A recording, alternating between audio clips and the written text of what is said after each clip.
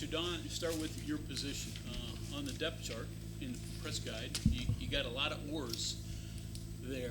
So how is the battle, I guess, 5 competing? How's that going?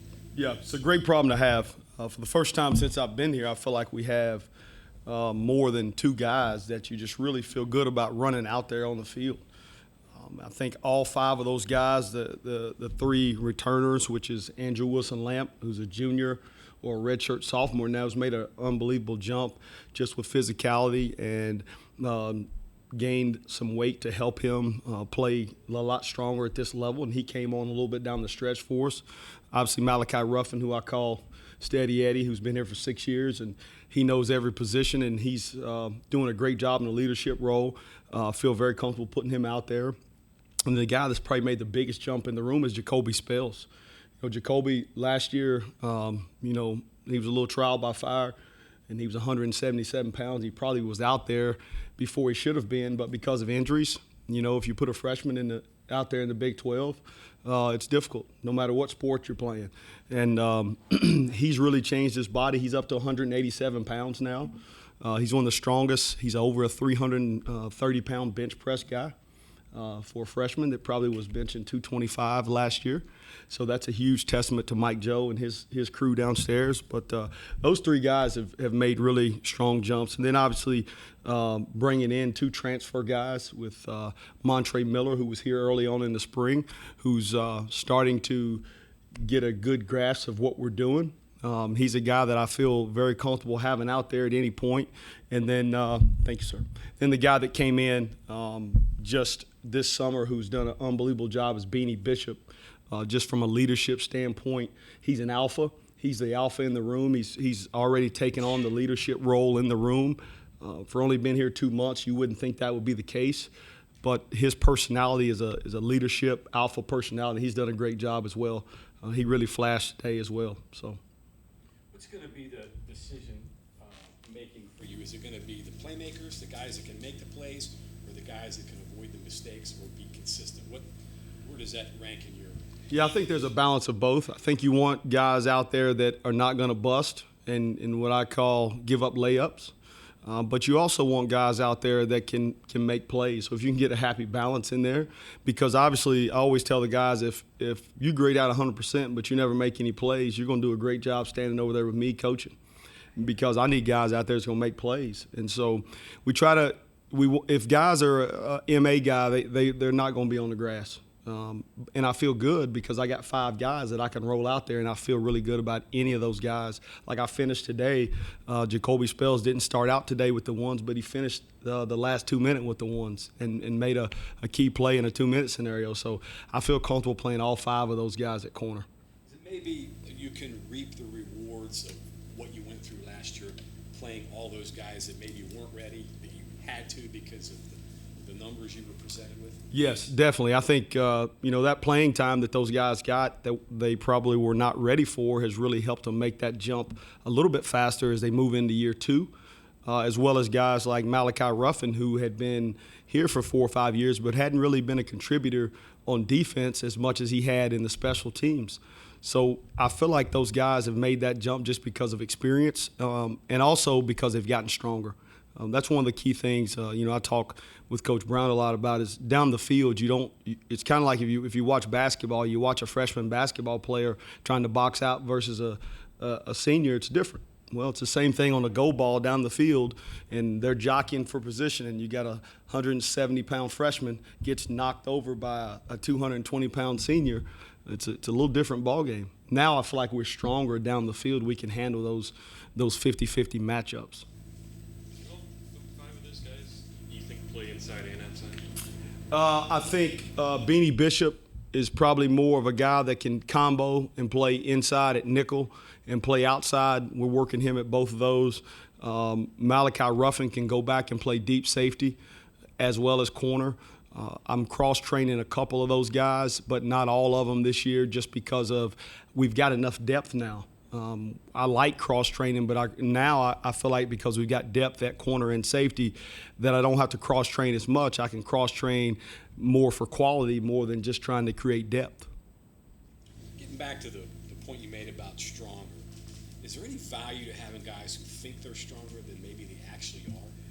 Do you buy into that a little bit, psychology? You know? Well, if you and I go to Planet Fitness and lay under 300 pounds on the bench press, we may think we can lift it, but eventually we're going to have to lift it.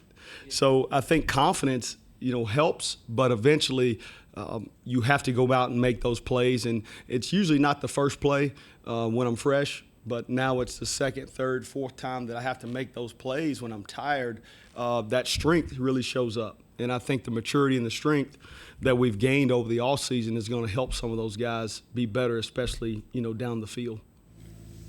How big was it, like you're saying with Beanie, how big was it to get a leader in that room, somebody to really be in charge of the group? It was imperative that we found a guy that could lead and had an alpha male mentality. I didn't know that coming in, that Beanie would be this quick. I knew he had those characteristic traits about him, but he came in and, he's a guy that is going to hold people accountable, but he's going to be accountable as well. If he makes a mistake, he's going to own up to it and take ownership. Something as simple as, if Coach Joe says run through the line off the field and the guy is a step before the line, he's going to call him out. And we've not always had that at times because as young people in today's society, everybody wants to be everybody's friend. It's very difficult to correct somebody else that's your buddy because you don't want to feel like that you're demeaning them or making them look bad in front of others. And young people just struggle with that. And he does it. He will hold people accountable. And again, he holds himself accountable, and he will take ownership for any mistakes, in which I really love. And he's been a pleasant surprise to have. How does somebody toe that line between being the brand new guy in the room and also not being hesitant to hold guys accountable or maybe be unlikable? Well, I think the first piece that you have to have is you have to have consistency. When you walk in the room, you have to have a aura about you, but you have to have consistency. And if you're consistent every single day, doing it the right way and doing it to the best of your capabilities, and other guys see that, then it's a lot easier to lead. But if you're what I call a real good, feel-good guy, you wake up in the morning, you got some good sleep, and all of a sudden you're ready to go and you're going hard, and then the next day you stayed up too late and now you're dragging. You can't be a leader if you're not consistent. And, I tell the guys all the time, leadership's not fun sometimes. No matter what profession you're in, leadership's not fun because that means you're going to have to call out and correct, but you're also going to have to lead from the front as well. And so he's done that, and coming in here and, been here for, I guess, 2 months now. He's been the same every day. How's the development of Andrew Wilson-Lamp going? Long, but I know he was really skinny. Still seems skinny, but where is he now? Yeah, Andrew came in, I think, my first year here. He was probably about, he's gonna cry when he hears this, but he was probably 158 pounds, 6'1". He was a beanpole. And he's now in the 177, 178 range. For him, it doesn't look like a whole lot. For you and I, it'd be a whole lot, right? Gained 20 pounds. But he's done a really good job. He's gotten stronger. He's more confident because he is stronger. He always could run. He can really run, and he can run for days. He's one of those guys that does not get tired. And he's made a huge jump. I think playing him a little bit down the stretch last year gave him some confidence going into this offseason to now come in with some confidence that I can play at this level. And he also utilized that few games that he got to play to see where I need to get better and continue to add weight, continue to get stronger throughout the offseason. He's done a good job of that, and he's playing at a high level. I know takeaways last year was a direct correlation of the inexperience that you had, all those guys. What's your message to them this year? How do you go about talking to them about we have to make more plays, we have to create more turnovers and opportunities for the offense? Yeah, I make sure we're aware of last year, but I don't dwell on it because you got a new group of guys. Some guys were not here last year, so we talk about it and explain the why we're doing the things that we're doing now as far as the adjustments we've made to what we're doing. But it's I don't harp on what we did as much last year other than, hey guys, this was an issue last year. This is why we're doing it this way to get it fixed. And I think more than anything is alignment, getting aligned, playing harder. and then being able to execute. And I think that's where we've made strides throughout the offseason as a defensive staff. That's really all we've done is focused on alignment and effort across the board and physicality. We've done more drills to where we're full speed and being more physical, and I promise you it'll show up. So the number one thing is getting in place to get the turnover, and then the next thing is executing and actually physically doing it. Yes, if you don't get in position, you're probably not going to make the play because you're always running to where your responsibility is.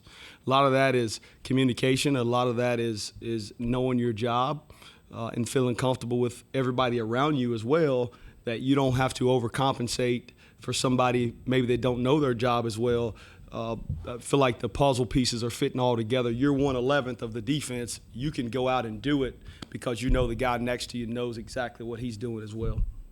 Jumping back to Beanie and being an alpha, he was productive throughout his time at Western Kentucky, but especially that last month and a half, it seemed like every time he was out there, he was making a game-changing play. How much can a stretch of football like that change the trajectory of a guy's career? Well, making plays is sometimes contagious. I think when you start to make a few plays, it gives you confidence, and a lot of times it's kind of like a guy in basketball. You say, man, he's on fire. It's very similar.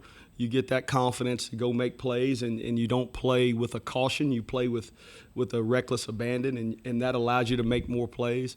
I think, Beanie transferred from Western Kentucky to Minnesota. He had a different role in their scheme.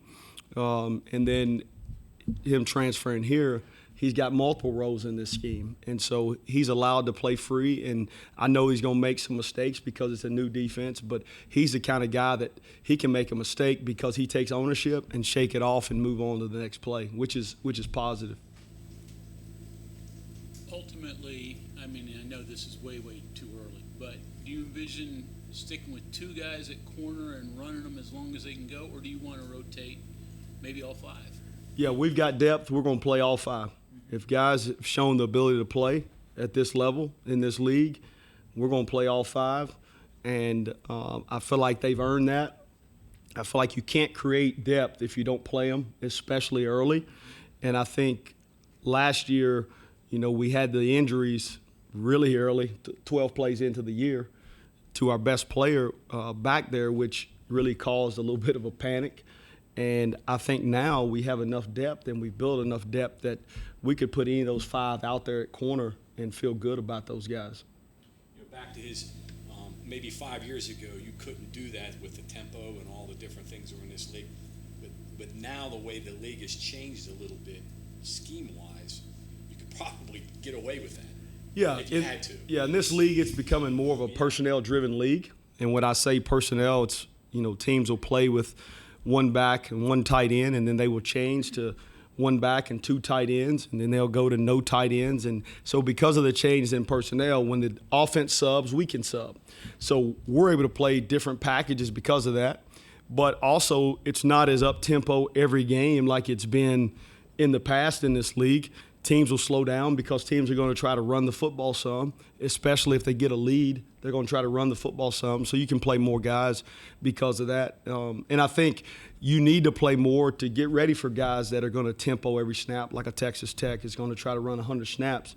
And if you're playing two guys at corner and two guys at safety the whole game, by the second half, it's tough sledding.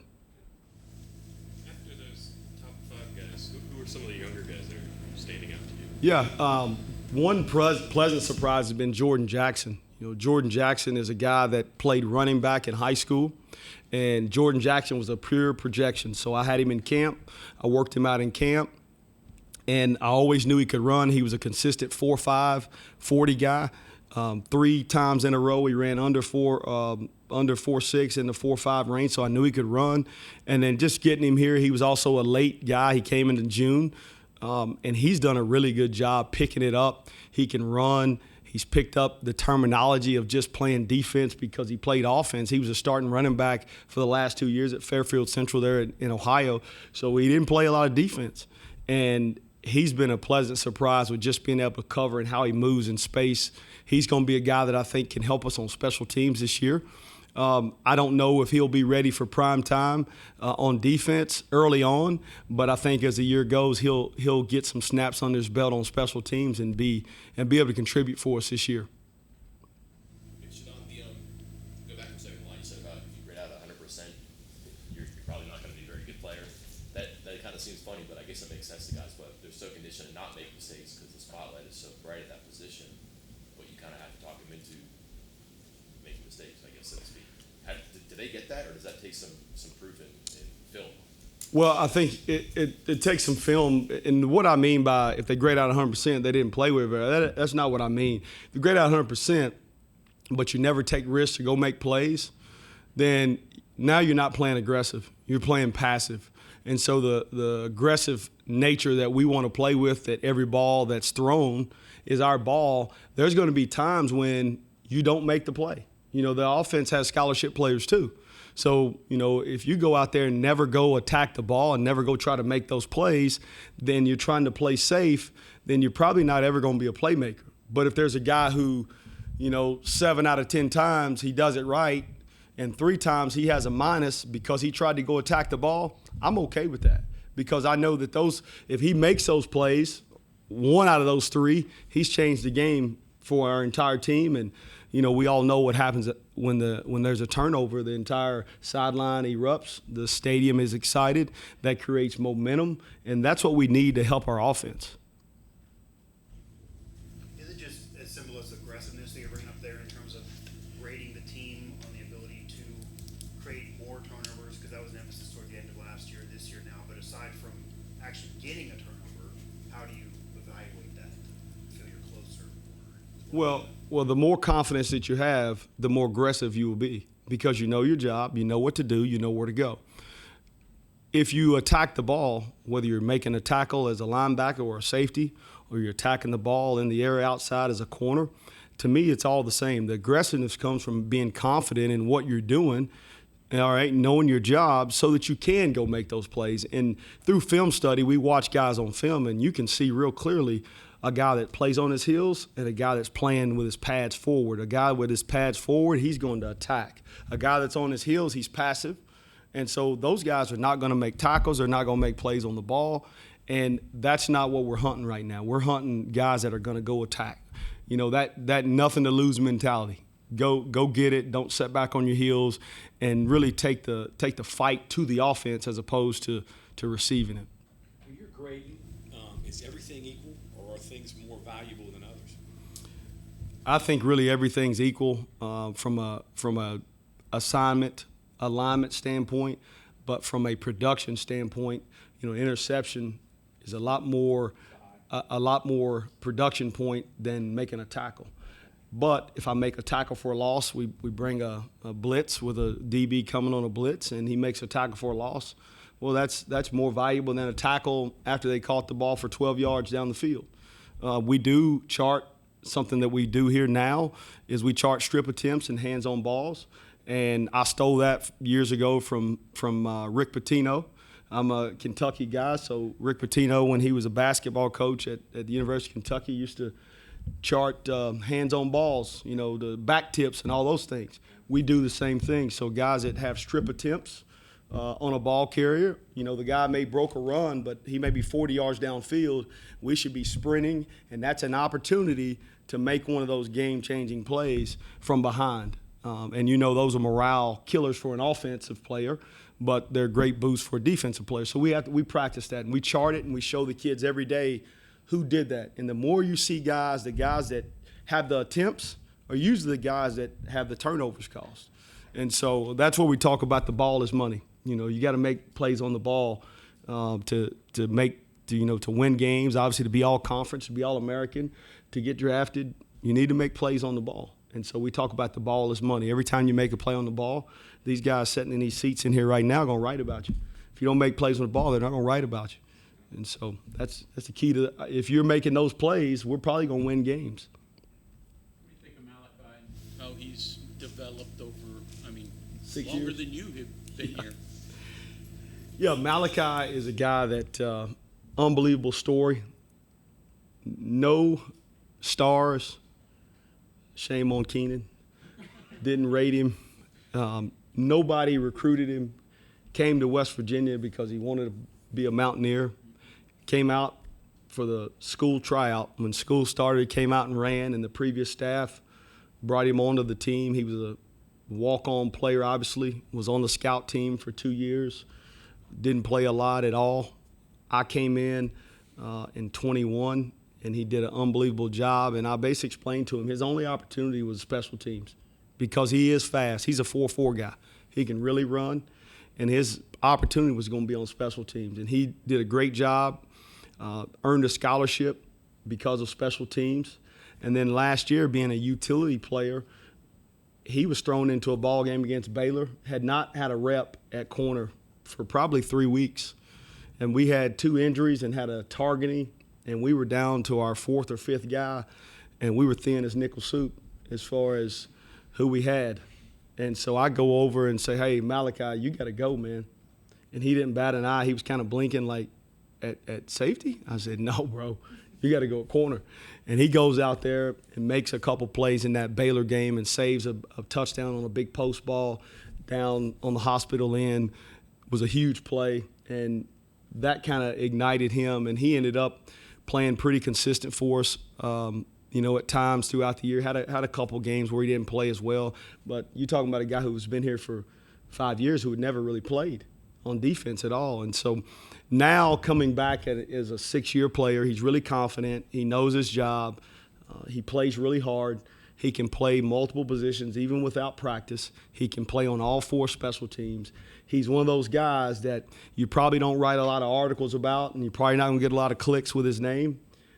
But as a coach, you're always looking for him because you know that if there's a hole, he can fill it. He's kind of like the you see that commercial Flex Seal. He can fix stuff. And so that's why I love Malachi. I'm just proud of him. He's graduated. He's working on his master's. Great story. You explained the mistake at Oklahoma State. We talked to him before. Can you give us your PG version of what you said to him, then how he bounced back later in that game? I told him I love him. That's what I told him in a different way. But I was very upset with Malachi. He did a great job of coming back after that. As you guys who were at the game or saw the game, he made that play, which made the not top 10. But then he went down in the last drive of the game. They threw the ball at him 3 straight times, and he made 3 straight plays. And if he don't make them, we don't win because we're only up 5. And, that's a big moment for a kid to go from being in the lowest of low to being in the highest of highs.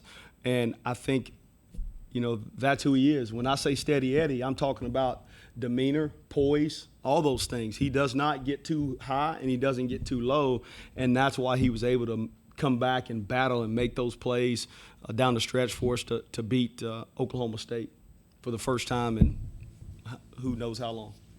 That's probably the perfect example of what it takes to play cornerback, right? Yeah, short memory. You got to have short memory. It's kind of you usually don't get redos, but when the ball comes your way, you gotta go compete.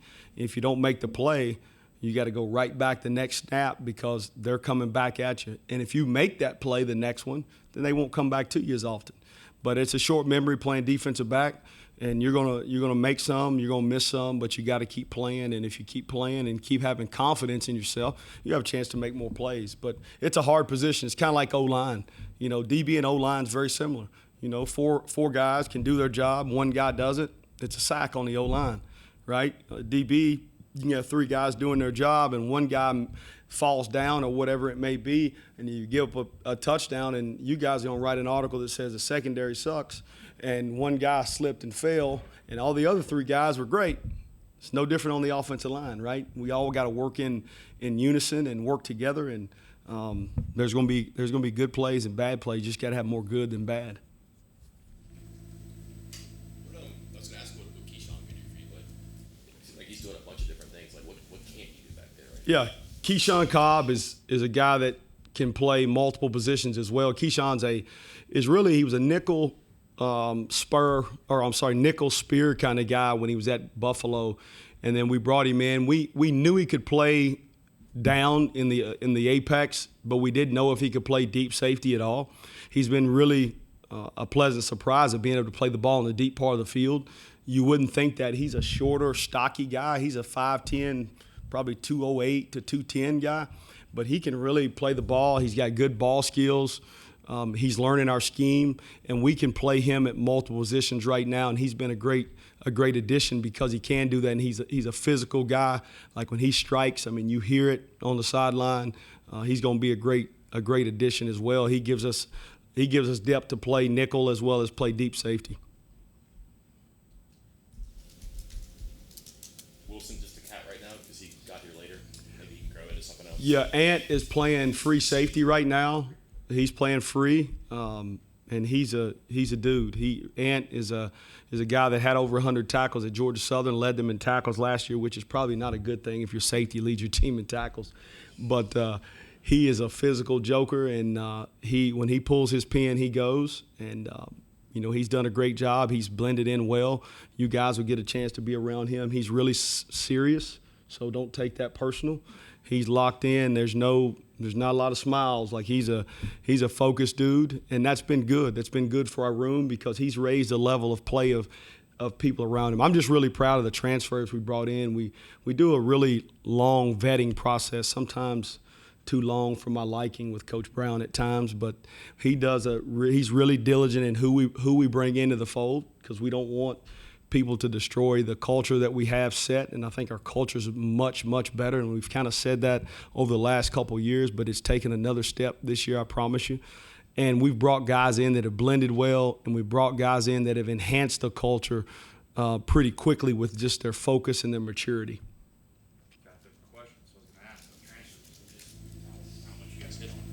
Yeah, I think we've hit, especially with the secondary, I think we've hit on all of those guys. Those three that we brought in, I think we hit on all three because they can do multiple things. They're all physical guys, and they all can play the ball in the air. But they all are workers, and they are guys that have blended in really well and kind of learned the way we do things and the roles that they've been given early on. For example, I've told Beanie Bishop he's a guy that has to be a leader. He's an alpha male personality. He has taken and ran with that. Anthony Wilson is more of a cerebral guy who's a really focused, laser-focused guy. Well, that's a characteristic that you can pass on to a younger player to come in and watch film. And here's an example. I leave out of the staff room at 10:30 the other night, and I walk down the hall, and Anthony Wilson's in the safety room watching film at 10 o'clock at night. Now, he's not required to be here. I promise you. There's all these rules, right? And I'm like, what in the world is he doing in there? He kind of scared me. But that's him. And he's not going to say anything. He's watching the film, and he's trying to get ahead on the installs because he knows things are coming. He wanted to watch the film from the spring to see what he's supposed to do on each one of those calls. And so that's an area where now you see the freshmen you look up at 6 o'clock in the afternoon after dinner, you see three freshmen and Anthony Wilson. We're not telling them to do that, but we've brought in the right type of people, and now guys gravitate toward them. You mentioned that evaluation process. Everyone probably just thinks it's, you go out and find guys. How hard is that from your perspective?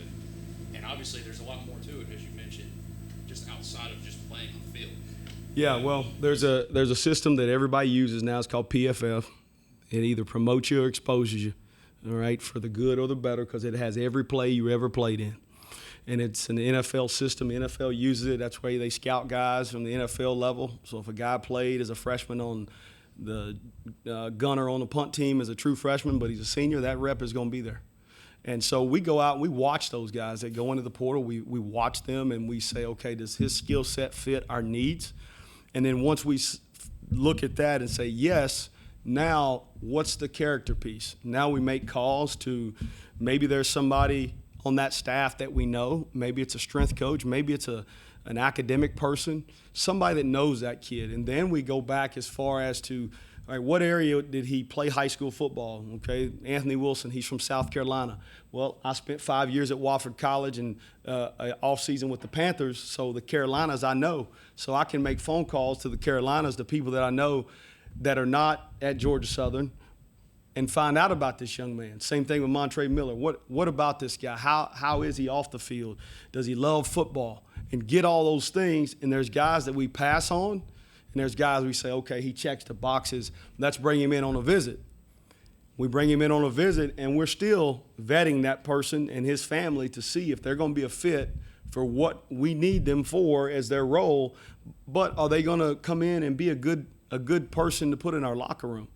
And so that's all a piece of it. And we've had guys that we brought in on visits, and we said, hey, we appreciate your time, but we went on a date, but we're not going to get married. You know, we're not going to do it. And it's always, you know, it's small things. And that's the hardest thing as a coach and a recruiter, to take the things that you see, the subtle hints, and go, we can't take that guy. Because a lot of times it's kind of like dating, right? You know, she looks real pretty, and you go, man, she can't cook very well. And then you wait till you get married and say, man, she don't cook very well. Well, it's too late. Well, that's kind of how I look at it. You got to make sure that you say and see those things, and you're honest with yourself and say, no, that guy's not good for us. And sometimes that's hard, because what are you trying to do? You're trying to fill your roster. But if you fill it with the wrong people, and we've all made mistakes doing that, you fill it with the wrong people, then everything you built can be torn down immediately by one person, especially if that young man's an alpha. If he's an alpha, he can get people to gravitate toward him, and it's either going to be positive or negative. And we want to bring in the guys that's going to enhance our culture. Anything else? Yeah, hopefully all your wives can cook. Thank you.